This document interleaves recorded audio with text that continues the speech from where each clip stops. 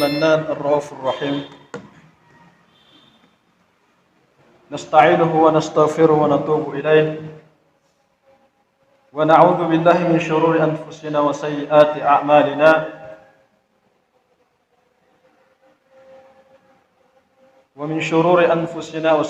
أعمالنا ثم نشهد أن محمدا عبده ورسوله وعلى آله وصحابته والتابعون وتابع التابعين ومن سن بسنته إلى يوم لقائه. أما بعد، فيا أيها المسلمون اتقوا الله تعالى وذروا الفواحش ما ظهر منها وما بطن، حيث قال تعالى في كتابه الكريم: وبهذا أوصي نفسي وإياكم، حيث قال: يا أيها الذين آمنوا اتقوا الله حق تقاته ولا تموتن إلا وأنتم مسلمون. وقال: يا أيها الذين آمنوا اتقوا الله وكونوا مع الصادقين. وقال: يا أيها الذين آمنوا اتقوا الله وابتغوا إليه الوسيلة وجاهدوا في سبيله لعلكم تفلحون. وقولوا قولا سديدا يصلح لكم أعمالكم ويغفر لكم ذنوبكم ومن يطع الله ورسوله فقد فاز فوزا عظيما. أما بعد، فيا أيها المسلمون، jamaah kaum muslimin yang berbahagia, alhamdulillah di kesempatan yang berbahagia ini mari kita untuk senantiasa bersyukur kepada Allah Subhanahu wa taala dengan cara meningkatkan ketakwaan kita kepada Allah dalam bahasa yang singkat, yaitu menjalankan segala perintahnya dan menjauhi segala apa yang dilarang olehnya. Dan juga mari kita senantiasa untuk berselawat kepada Nabi kita, murabbi kita, junjungan kita Muhammad sallallahu alaihi wasallam, kepada para keluarganya, sahabat, tabi'in dan tabi'ut tabi'in, serta kaum muslimin dan muslimat yang senantiasa istiqamah dalam menjalankan dan menaati ajaran dan sunnah Rasulullah sallallahu alaihi wasallam. Hadirin yang dirahmati Allah Subhanahu wa taala,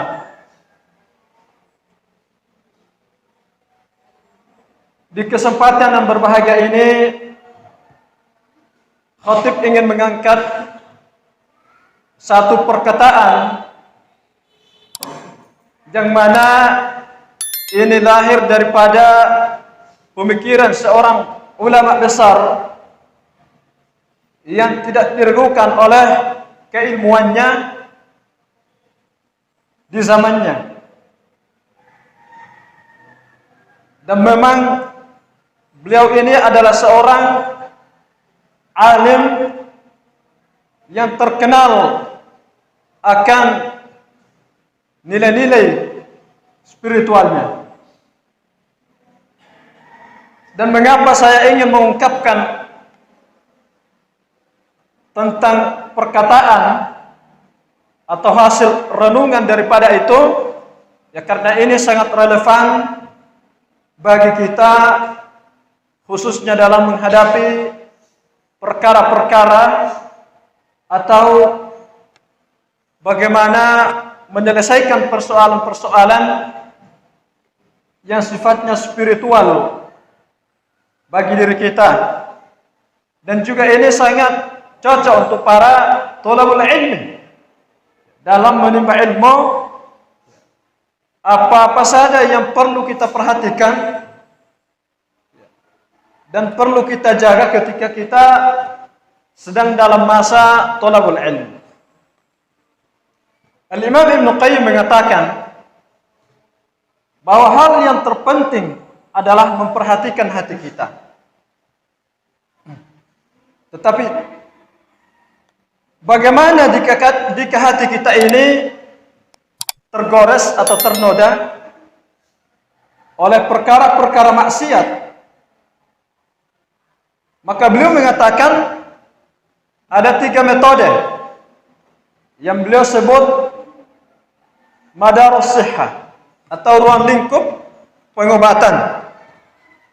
Dan memang apa yang diungkapkan oleh beliau ini banyak digunakan oleh para dokter-dokter dalam mengobati pasiennya. Apa yang pertama?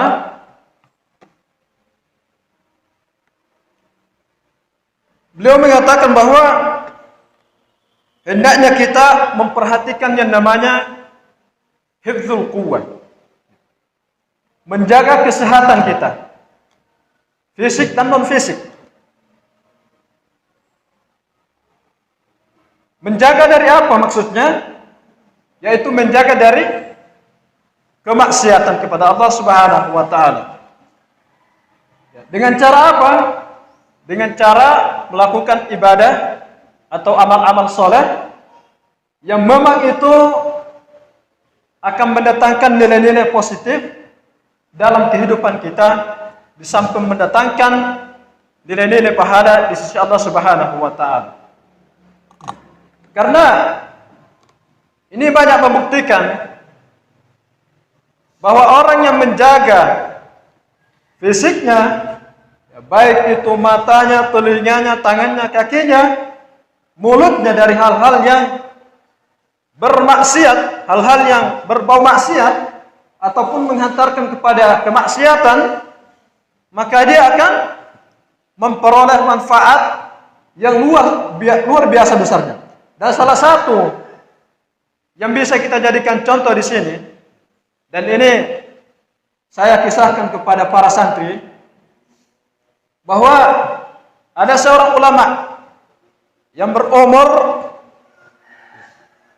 160 tahun yang kita kenal dengan nama Al-Imam Syihabuddin atau Abi Syuja, salah seorang ulama besar di madhab Al-Imam Asy-Syafi'i.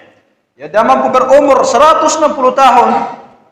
Dalam masa itu dia tidak mengalami yang namanya rabun mata, pendengaran atau tuli, ataupun kelemahan-kelemahan fisik, karena dia mampu menjaga di masa mudanya dari kemaksiatan atau hal-hal yang menggerogoti fisiknya ini. Allah Subhanahu wa taala berikan karamah daripada ini karena kesabarannya dan kesanggupannya dalam menahan diri untuk berbuat maksiat dan senantiasa istiqomah dan kokoh dalam menjalankan ketaatan kepada Allah Subhanahu wa taala. 160 tahun. Ini bukan umur yang singkat. Kalau kita bandingkan sekarang, rata-rata orang yang berumur 70 tahun ke atas itu bagaimana penampilan mereka? Banyak kekurangan.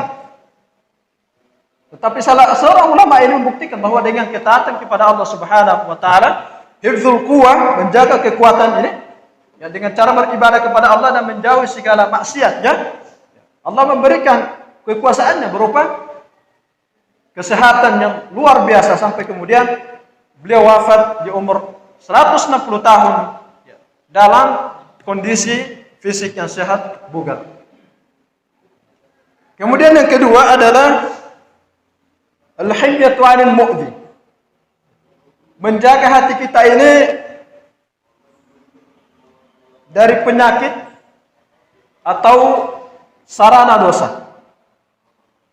Ya, karena bagi seorang thalabul ilmi, hati ini adalah memori kita. Tidak akan mungkin ilmu itu bisa tersimpan di otak. Ilmu pada akhirnya akan terserap ke dalam hati. Orang yang menghafal Quran, tentu apa yang perlu diperhatikan adalah menjaga hatinya. Sebagaimana yang dialami oleh Imam Asy-Syafi'i ketika dia mengalami kesulitan dalam menghafal Quran, dan itu termuat dalam syairnya, syakautu ila Waqi' su'a hifdzi. Dalam sebuah riwayat bahwa Waqi' ini adalah seorang guru Imam Syafi'i yang terkenal akan kesalehannya, yang terkenal akan spiritualnya, orang yang soleh. Al-Imam Asy-Syafi'i bersyakwa, menyampaikan keluh kesahnya kepada gurunya ini, bahwa kenapa dia susah menghafal Quran, kenapa dia susah menerima ilmu itu.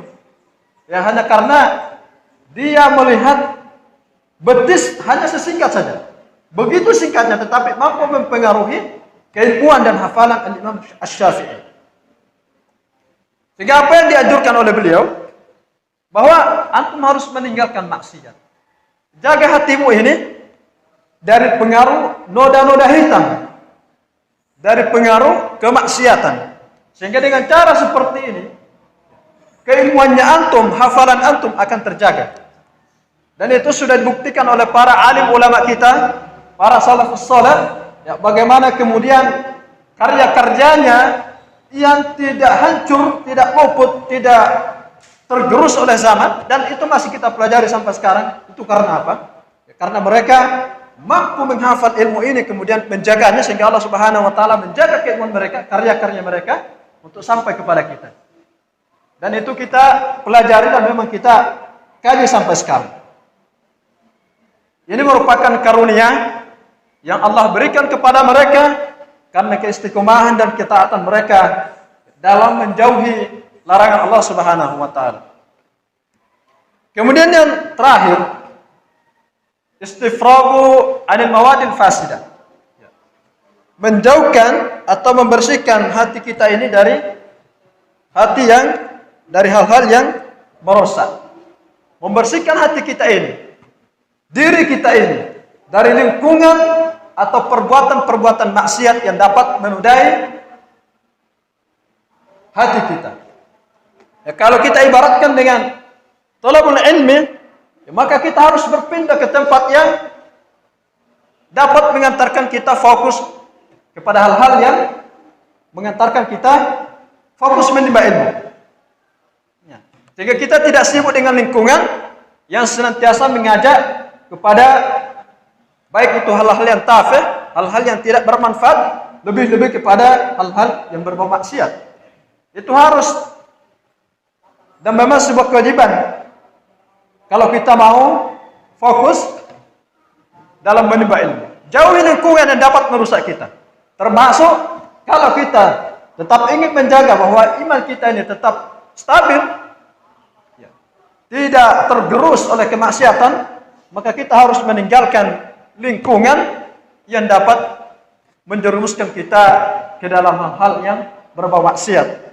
Atau dengan kata lain, lingkungan yang tidak bisa menambah keimanan kita sama sekali.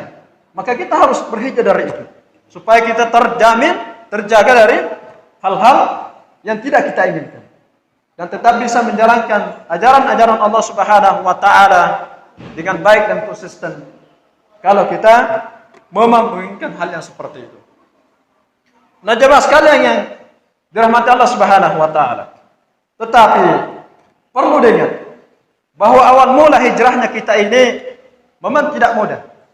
Ada liku-liku yang perlu kita ketahui dan perlu kita arungi bersama. Dan ini tidak mudah. Ya, karena orang Arab mengatakan as-sabru inda sadmatil ula. Kesabaran itu diuji pada saat ujian pertama.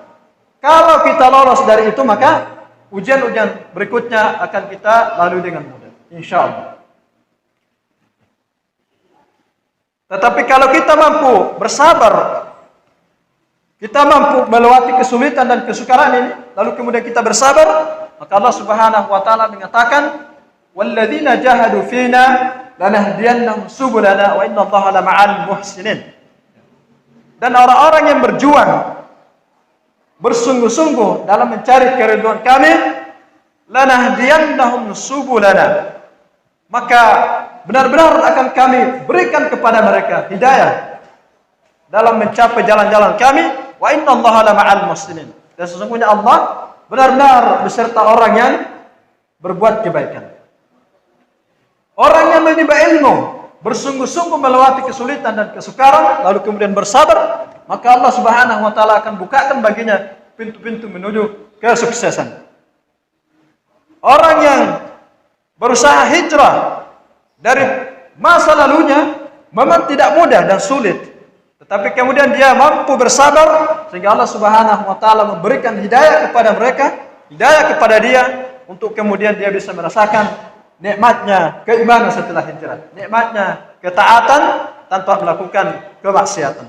Aqulu qawli hadza wa astaghfirullah li wa lakum wa li sairil muslimina wal muslimat fastaghfiruhu innahu wal ghafurur rahim.